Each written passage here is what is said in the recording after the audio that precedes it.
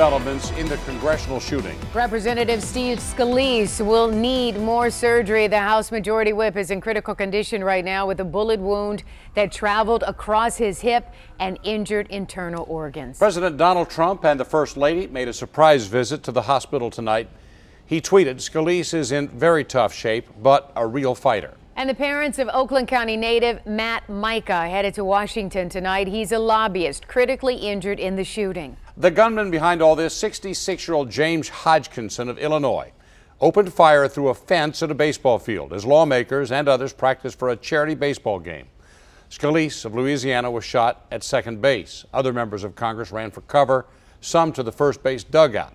Scalise's security detail then got into a gun battle with Hodgkinson's. He was shot and later died. By the time it was all over this morning, 4 people had gunshot wounds. 2 more suffered other injuries at the baseball field in Alexandria. Now let's head to Washington tonight for more on the Oakland County native injured in the shooting. 7 investigator Ross Jones live in the nation's capital with the very latest on Matt Micah. First of all, Ross. Carol and Stephen, good evening. As you said, 3 Michigan congressmen were on the baseball field when a gunman opened fire. They got out okay, but another man from Michigan was not as lucky. I was with him last night at another event, so it's one of those things that says, man, life changes quick. Michigan Congressman Tim Walberg saw Matt Micah hours before he was struck by a shooter's bullets. Micah, who was raised in Michigan, spent 2 years working for Walberg here in Washington before joining Tyson Foods as a lobbyist. The two have remained close friends ever since. My wife, I think, would classify him, if not as a third son, certainly as a loved nephew. Micah was one of 5 injured this morning when 66-year-old James Hodgkinson opened fire on about 20 GOP members practicing for tomorrow's charity baseball game in Washington. 3 members of Michigan's congressional delegation were there, steps away from the shooter.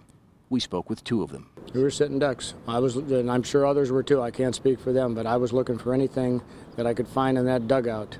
If he came around the corner, I was going to let him have it because that was our only chance, because he was going to kill us all. My feet were covered, my leg was covered in blood, and I'm not sure where that happened and how it happened, but it's, to me, another example of how chaotic the scene was. When we spoke with Congressman Walberg tonight, he had just gotten back from visiting Matt Micah in the hospital and said there were signs for hope. He has had his first surgery, probably be having another one, but he's stable. He's lucid, he's responding, and the best thing that I heard from his father is that his feistiness is returning.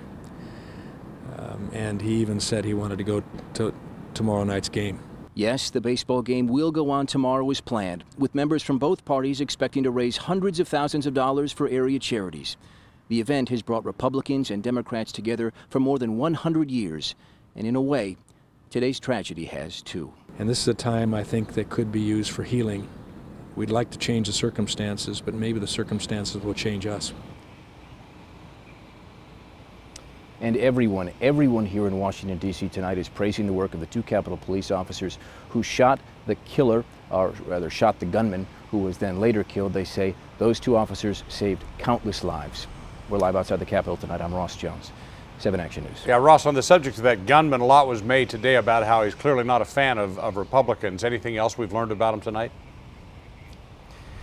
Well, he has had a violent criminal history dating back the last several years, Stephen. More recently, he was actually in contact with police in Illinois for taking his rifle and shooting about 50 rounds into the woods near his home, though he was not ultimately charged for that.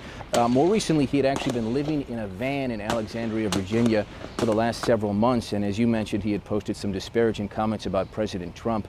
We will never know the full extent of his motives because, of course, he is deceased now, but this obviously paints an image of a very, very troubled man. All right, Ross Jones reporting live tonight from Washington, D.C. Thank you for the reports, and we invite you to stay with 7 Action News for continuing coverage on the Virginia congressional shootings. We will bring you all the new information on our 7 app instantly, WXYZ.com, and Facebook just as soon as we get it.